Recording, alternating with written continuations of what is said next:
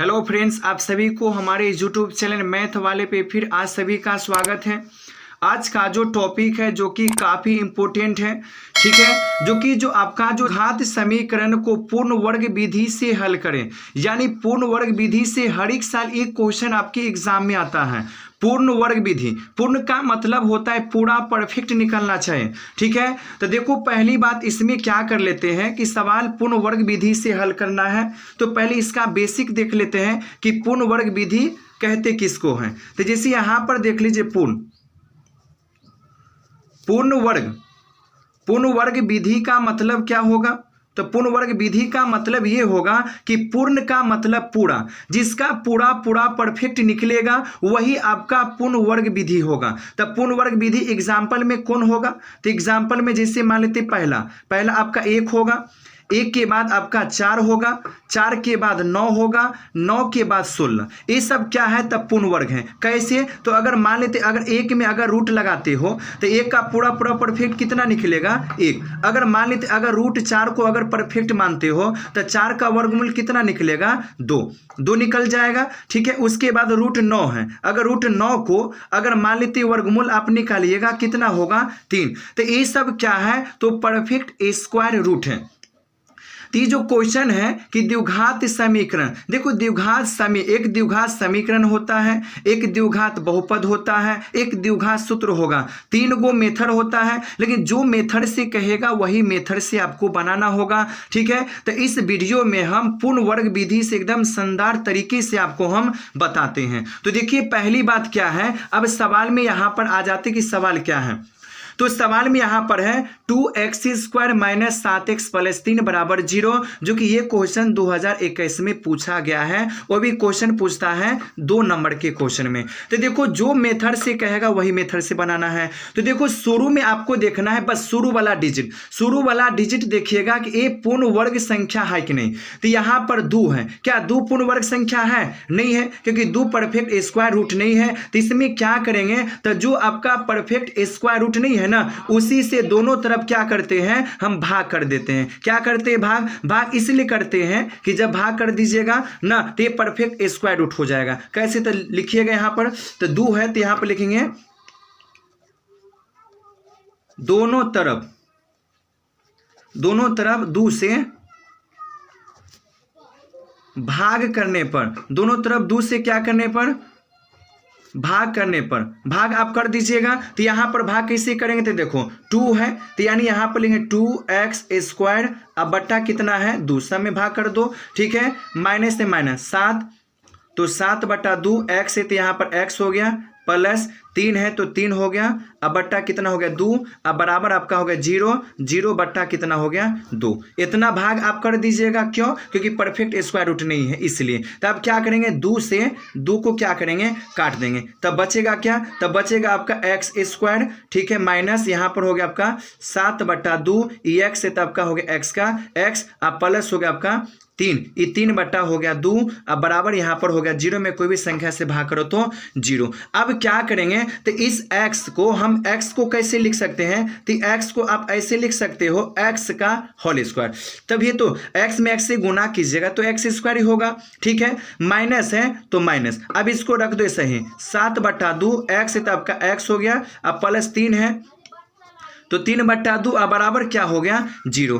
अब देखो इसमें क्या करना है, बस एक बात करना है इसमें कि अगर देखो इस शुरू है तो शुरू वाला यहाँ से यहाँ तक डिजिट जो होगा वो आपका यहाँ पर a का मान होगा, किसका मान, a का, और यहाँ से यहाँ तक जो आप देखते हैं ये आपका 2ab का मान है। तो पूर्ण वर्ग विधि में हमको यही b का ही मान चाहिए। तो b का मान कैसे आएगा, तो देखिए तो यहाँ पर लिखेंगे चूंकि 2ab, तो 2ab, अब बराबर 2ab का मान कितने 7/2, तो 7 हो गया 2, x का आपका हो गया x। अब क्या करेंगे, तो देखो 2 है ना, तो 2 का 2 रहेंगे, a का मान कितने हैं, तो a का मान x दीजिएगा, x² नहीं दीजिएगा, तो a का मान हो गया आपका x हो गया, ठीक है। और b है तो b का मान चाहिए तो b का b, अब बराबर 7/2, तो 7/2 x का क्या हो गया x। अब क्या होगा, x ऊपर में है, x कटा, अब ई दो जो है ना, ई दो ऊपर में है तो ऊपर नीचा वाला क्या होता है, ई ऊपर वाला जाएगा नीचा, तो नीचा जाएगा तो बी का बी अब बराबर यहाँ पर 7 तो 7,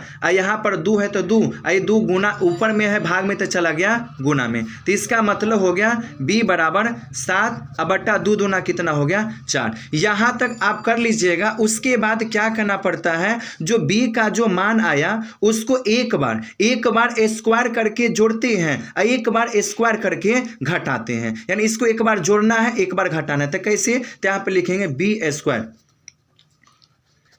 स्क्वायर को जोड़ने व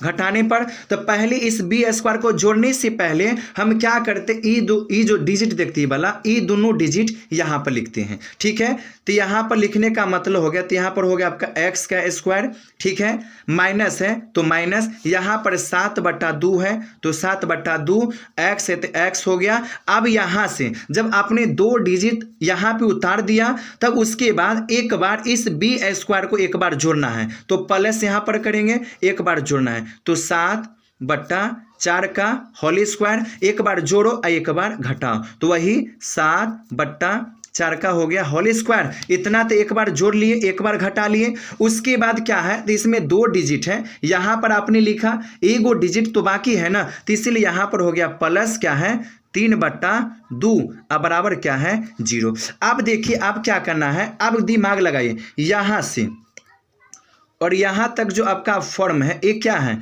यहाँ से यहाँ तक ये जो फॉर्म आप देखते हैं ना, ये आपका एगो फॉर्म a माइनस बी के होल स्क्वायर पे है। क्यों, क्योंकि शुरू में अगर माइनस है तो a माइनस बी के फॉर्म पे होगा, अगर दोनों डिजिट प्लस है तो a प्लस बी के फॉर्म पे। तो क्या होगा, इसको हम ऐसे लिख सकते हैं, x है ना तो यहाँ पर हो गया x और माइनस है तो माइनस और 7 है तो 7/4 का हो गया होल स्क्वायर। अब क्या करना है, ये बराबर है तो पहले दे दीजिए बराबर के बाद क्या करना है, सो पहली बात देख लो, ये माइनस 7/4 जो ये माइनस का डिजिट अगर उधर जाएगा बराबर के बाद तो प्लस, तो यहाँ पर हो गया 7/4 और इसका क्या हो गया आपका होल स्क्वायर। अब प्लस वाला उधर गया तो -3/2 हो गया। अब यहाँ पर क्या करेंगे देख लीजिए, इसको कोई काम नहीं करना, x माइनस 7/4 का हो गया होल स्क्वायर। अब बराबर देख लीजिए, 7 का स्क्वायर कितना हो गया 7 7 49 और 4 चौका 16 अब माइनस 3 हो गया आपका 2 हो गया। अब यहीं पर आ जाइए, फिर से कर लेते हैं,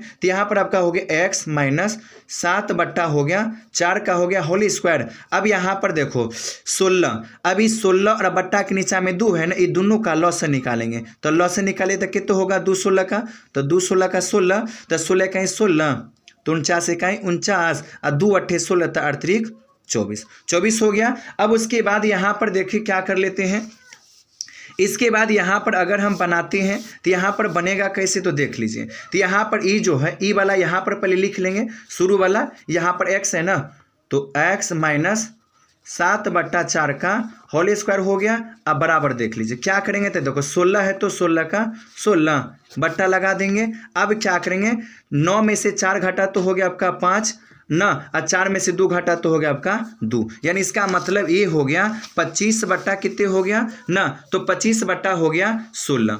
अब क्या करेंगे देख लीजिए, अब ये जो पावर जो देखते हैं, अगर ये पावर वाला अगर राइट साइड जाएगा तो रूट में जाएगा, तो बचेगा क्या, तो बचेगा आपका x माइनस 7/4 बराबर कितना होगा ना, तब 25 का 25 बट्टा हो गया आपका 16। आई पावर वाला उधर जाएगा तो क्या होगा रूट में। जब ही रूट में जाएगा तो रूट में हमेशा जब ही रूट में जाएगा तो एगो प्लस का डिजिट एगो माइनस का डिजिट हो जाएगा। ठीक है, तो अब इसके बाद क्या करना, x है तो x का x माइनस 7/4 अब बराबर 25 है, 25 का वर्गमूल हो जाएगा 5 अब बट्टा 16 का वर्गमूल होगा आपका 4, ये प्लस और माइनस। ठीक है, एगो प्लस का 5/4 एगो माइनस का 5/4, यानी 2 गो, एगो प्लस वाला एगो माइनस वाला।